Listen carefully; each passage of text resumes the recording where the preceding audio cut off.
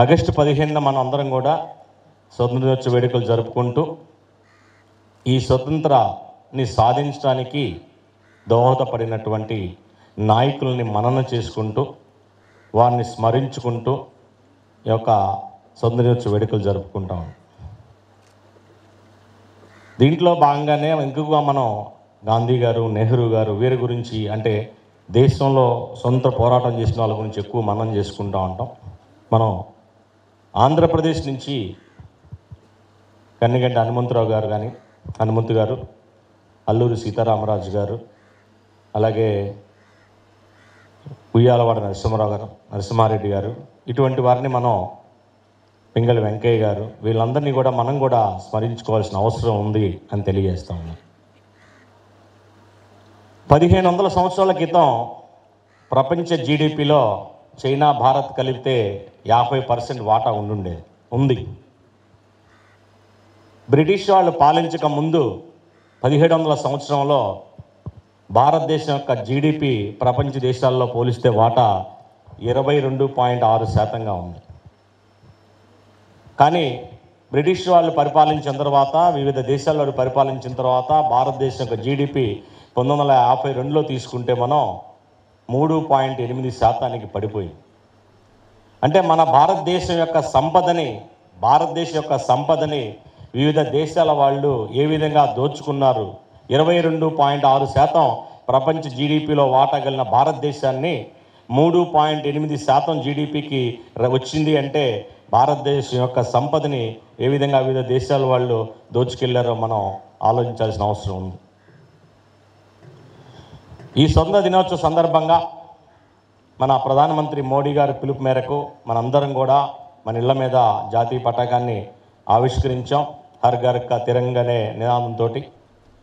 అలాగే ప్రపంచంలో అభివృద్ధి చెందిన దేశాల జాబితాలో భారతదేశం ఉంది అని తెలియజేయడానికి మనం గర్వపడతా ఉన్నాం. ఎక్కడో 3.08 జీడిపి ఉన్నటువంటి భారతదేశం ఇవాళ ప్రపంచ దేశాల్లో 5వ ఆర్థిక వ్యవస్థగా అవతరించింది అని తెలియజేయడానికి సంతోషపడుతూ, సెంట్రల్ గవర్నమెంట్ యొక్క విజన్ ప్రకారం 2047 నాటికి భారతదేశం ప్రపంచంలో 3వ ఆర్థిక వ్యవస్థగా అవతరించాలని మనందరం ఆకాంక్షించాలని, దానికి కావాల్సినటువంటి యువత యొక్క నైపుణ్యం కానీ, యువతలో ఇన్నోవేషన్ కల్చర్ కానీ కల్పించేదానికి భారతదేశం యొక్క ప్రభుత్వం తీసుకునే నిర్ణయాలతోటి మనందరం కలిసి నడవాలని ఆశిస్తూ, ఈరోజు ప్రపంచంలో భారతదేశం యొక్క స్థానం మీ అందరికీ తెలుసు. చైనా యొక్క ఆర్థిక వ్యవస్థ చిన్నాభిన్నం అవుతాం. శ్రీలంక యొక్క ఆర్థిక వ్యవస్థ లాస్ట్ ఇయర్ మీరు చూశారు, పూర్తిగా డ్యామేజ్ అయిపోయింది. చైనాలో కొన్ని కంపెనీస్ని ఆల్రెడీ వైండప్ చేశారు. గతంలో మనకి ఏ సెల్ ఫోన్ చిప్ కావాలన్నా కూడా చైనా నుంచే వచ్చాయి. ఇవాళ సెల్ ఫోన్ చిప్ డిజైన్ చేయటాన్ని చైనా వాళ్ళు ఆపేశారు. దాన్ని భారతదేశం అడాప్ట్ చేసుకుంది ఈరోజు. అందుకనే మన భారతదేశంలో గత 2 సంవత్సరాల నుంచి ఎలక్ట్రానిక్స్ అండ్ కమ్యూనికేషన్ రంగానికి విపరీతంగా క్రేజ్ పెరుగుతూ ఉంది. అలాగే సాఫ్ట్వేర్ రంగాన్ని కూడా మనం బాగా అడాప్ట్ చేసుకున్నాం. ప్రపంచానికి కావాల్సినటువంటి సాఫ్ట్వేర్ సొల్యూషన్స్ అన్నీ కూడా భారతదేశం ఎక్కువ అందిస్తూ ఉంది. ఎందుకంటే ఇక్కడ మ్యాన్ పవర్కి ఇబ్బంది లేదు, అలాగే నాలెడ్జ్కి ఇబ్బంది లేదు.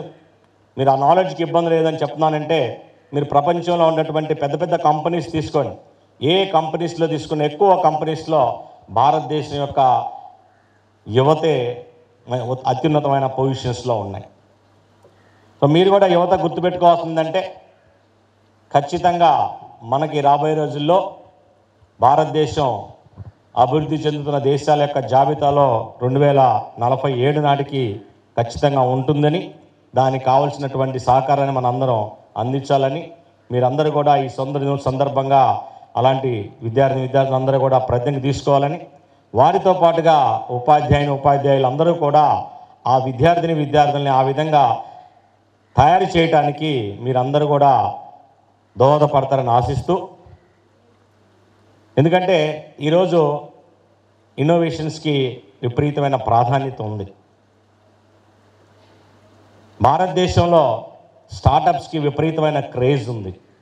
ఎక్కడైతే స్టార్టప్స్ ఉంటాయో, ఎక్కడైతే ఇన్నోవేషన్స్ ఉంటాయో, ఆ దేశం ఇక రాబోయే రోజుల్లో అభివృద్ధి చెందబోతుంది. దీన్ని మన సెంట్రల్ గవర్నమెంట్ అడాప్ట్ చేసుకొని స్మార్ట్ ఇండియా హ్యాకథాన్స్, అలాగే ఇన్నోవేషన్స్, ఇవన్నిటిని కూడా చాలా ముందుకు తీసుకెళ్తాము.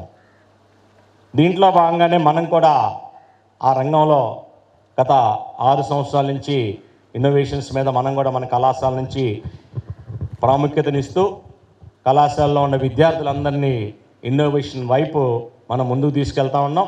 స్టూడెంట్స్ కూడా దాన్ని అందిపుచ్చుకొని దాన్ని ముందుకు తీసుకెళ్తా ఉన్నారు. ఇకపోతే మన కాలేజీ విషయానికి వస్తే, మనం ఈ కళాశాలకి NAAC, NBA, autonomous, NRF innovation rankings ఉన్నాయి మనకి. అయితే NAAC 2025 డిసెంబర్కి అయిపోతుంది, NBA 2025 జూన్కి అయిపోతుంది, అటానమస్ 2029 వరకు. రాబోయే రోజుల్లో మన ముందున్నట్టు ఛాలెంజ్ ఏంటంటే, మనం ఏవైతే బ్రాంచెస్కి NBA అక్రిడిటేషన్ తీసుకొచ్చామో అంత గతంలో, ఆ బ్రాంచెస్ అన్నిటికి కూడా మరలా NBA అక్రిడిటేషన్ మనం రిపీట్ చేయాల్సిన అవసరం ఉంది. అలాగే NAAC అక్రిడిటేషన్ ప్రొసీజర్ కూడా రేపు డిసెంబర్ నుంచి మారిపోతుంది. ఇప్పటివరకు 8 క్రైటీరియాస్లో జరిగినటువంటి అక్రిడిటేషన్ ప్రాసెస్ రాబోయే రోజుల్లో 10 క్రైటీరియాస్కి తీసుకెళ్ళిపోతా ఉన్నాం. అంటే ఉండే కొంత అక్రిడిటేషన్ ప్రాసెస్ కూడా కష్టతరం అయిపోతుంది. ఎందుకంటే కాంపిటీషన్ పెరిగిపోయింది. చాలా కాలేజీకి అక్రిడిటేషన్స్ వచ్చింది. ఎక్కువ అక్రిడిటేషన్, ముందు అక్రిడిటేషన్స్ లేనప్పుడు అక్రిడిటేషన్ ఎంకరేజ్ చేశారు. అక్రిడిటేషన్స్ వచ్చిన తర్వాత ఎక్కువ మందికి దాన్ని ఇంకా స్ట్రెంథన్ చేయడానికి గవర్నమెంట్ ఆలోచిస్తూ ఉంటుంది. సో మన ముందున్నటువంటి ఈ 2 ఛాలెంజెస్, దీంతో పాటుగా మేజర్ ఛాలెంజ్ ఏంటంటే NRF ర్యాంకింగ్.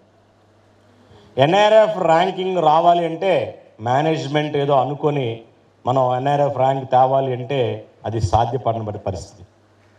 NRF ర్యాంక్ రావాలి అంటే స్టూడెంట్స్ యొక్క కంట్రిబ్యూషన్ ఉండాలి, ఫ్యాకల్టీ కంట్రిబ్యూషన్ ఉండాలి, అలాగే మేనేజ్మెంట్ కంట్రిబ్యూషన్ ఉండాలి.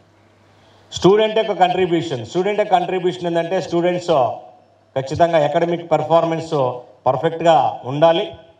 అకాడమిక్ పెర్ఫార్మెన్స్తో పాటుగా ఇన్నోవేషన్స్ కానీ, ఏదైతే మీ ఇన్నోవేషన్ చేశారో దాన్ని యొక్క పేటెంట్స్ కానీ, దాని పబ్లికేషన్స్ కానీ, లేదా ఆ ఇన్నోవేషన్స్ని స్టార్టప్ కన్వర్షన్ కానీ, ఇది స్టూడెంట్ యొక్క కంట్రిబ్యూషన్.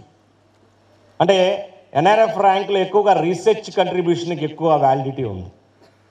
అలాగే ఫ్యాకల్టీ కూడా వాళ్ళ యొక్క రీసెర్చ్ కంట్రిబ్యూషన్, ప్రతి ఫ్యాకల్టీ వాళ్ళ యొక్క కంట్రిబ్యూషన్ ఇవ్వాల్సిన అవసరం ఉంది.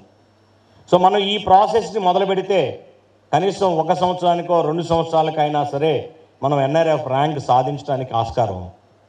కాబట్టి ఫ్యాకల్టీ మెంబర్స్, స్టూడెంట్స్ అందరూ కూడా గుర్తుపెట్టుకోవాల్సిందంటే, మీరు ఏదైతే ఫైనల్ ఇయర్ ప్రాజెక్ట్స్ చేస్తారో, లేదా ఫ్యాకల్టీ మీరు ఏదైతే పబ్లికేషన్స్ చేస్తారో వాటిని మీరు ఇన్నోవేషన్స్గా కన్వర్ట్ చేయడానికి ఆస్కారం ఉందో అన్న ఒకసారి చూడండి.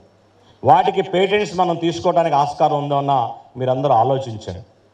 మీరు ఆ విధంగా కన్వర్షన్ చేసి మనకి ఈ కాలేజీ పేరు మీద రీసెర్చ్ కంట్రిబ్యూషన్ కనుక పెరిగితే, ఎందుకంటే మిగతా ఆస్పెక్ట్స్లో ఇన్ఫ్రాస్ట్రక్చర్ అవ్వచ్చు, నెంబర్ ఆఫ్ ఫ్యాకల్టీ అవ్వచ్చు, ఫ్యాకల్టీ యొక్క స్ట్రెంగ్త్ అవ్వచ్చు, స్టూడెంట్ స్ట్రెంగ్త్ అవ్వచ్చు, అకాడమిక్ పెర్ఫార్మెన్స్ అవ్వచ్చు, ఈ అన్నిట్లో కూడా మనం ముందున్నాం. మన ముందున్న ఛాలెంజ్ ఏంటంటే, డీమ్డ్ యూనివర్సిటీస్, ప్రైవేట్ యూనివర్సిటీస్, వీళ్ళందరికీ రీసెర్చ్ కంట్రిబ్యూషన్ ఎక్కువగా ఉంటుంది. సో మనం కూడా మన యొక్క రీసెర్చ్ కంట్రిబ్యూషన్ని ఇంక్రీజ్ చేయాలి. నేను ఓన్లీ ఎంటెక్ చేశాను, నాకు పబ్లికేషన్స్ అవసరం లేదు, నాకు పేటెంట్స్ అవసరం లేదు, నాకు ఇన్నోవేషన్ అవసరం లేదు, నాకు స్టార్టప్ అవసరం లేదు అనే తప్పు. నిన్న మనకి AICTE వాళ్ళ మీటింగ్ ఇక్కడ జరిగింది. ఒక యూనివర్సిటీ ప్రొఫెసర్ చెప్పింది, మా కాలేజీలో ఉన్న ఫ్యాకల్టీస్లో ఒక 20-30 మంది చేత నేనే కంపెనీ పెట్టించాను సార్ అని. So faculty contribution, faculty initiation NRF rank సాధించే దాంట్లో చాలా ముఖ్యమని భావిస్తూ, మీరందరూ కూడా మనం ఇంతటితో ఆగిపోయామంటే మనకి చాలు, NBA, NAAC, అటానమస్ చాలు, శుభ్రంగా మనకి 1200 మంది పిల్లలు ఉన్నారు, బాగా చేరుతున్నారు, కాలేజీ మంచి ర్యాంకింగ్ పిల్లలు చేరుతున్నారంటే మన గ్రోత్ ఇక్కడితోనే ఆగిపోతుంది. మన గ్రోత్ ఇక్కడ ఆగకూడదు. మనం ఇంకా ముందుకెళ్ళాలి. దేశ పురోగతిలో మన స్థానం మనం నిరూపించుకోవాలి. మనం దేశానికి అందించే యువతలో మనం ఇచ్చే ప్రోడక్ట్లో వ్యాలిడిటీ ఉండాలి. ఇదన్నిటిలో పాలు పంచుకోవాలంటే విద్యార్థులతో పాటుగా ఉపాధ్యాయుల యొక్క పాత్ర కూడా ఎక్కువ ఉంటుందని ఆశిస్తూ మరొక్కసారి మీ అందరికీ కూడా స్వాతంత్ర దినోత్సవ శుభాకాంక్షలు తెలియజేస్తూ మీరందరూ కూడా రాబోయే 1-2 సంవత్సరాల్లో మనం తెచ్చుకోవాల్సినటువంటి ఎక్రిడేషన్స్ గురించి బాగా ఆలోచిస్తారని, దానికోసం మీరందరూ దోహదపడతారని ఆశిస్తూ సెలవు తీసుకుంటున్నాను. Thank you very much. జై హింద్. మర్చిపోయాను యాక్చువల్గా, అండ్ మీరు చేసినటువంటి ఈవెంట్ చక్కగా ఉంది. ఎందుకంటే అప్రిషియేట్ యూ. యాక్చువల్గా అక్కడ కూడా నేను మర్చిపోయాను. ఎందుకంటే I feel it is your responsibility అనుకుంటూ ఉంటాను. బట్ మీరు ఎఫర్ట్స్ మీ 20 రోజుల నుంచి మన కింగ్ మేకర్ ఉన్నాడు కదా, ఆయన మీ చేత చేయించింది కానీ మన ఎన్సీసీ కోఆర్డినేటర్స్ ఇద్దరు కానీ మీకోసం 10-15 రోజుల నుంచి చేసినటువంటి ఈ కార్యక్రమం చక్కగా మీరు ప్రజెంటేషన్ బాగున్నందుకు మిమ్మల్ని అందరినీ సభాపూర్వకంగా అభినందిస్తూ ఉన్నాను. Thank you very much.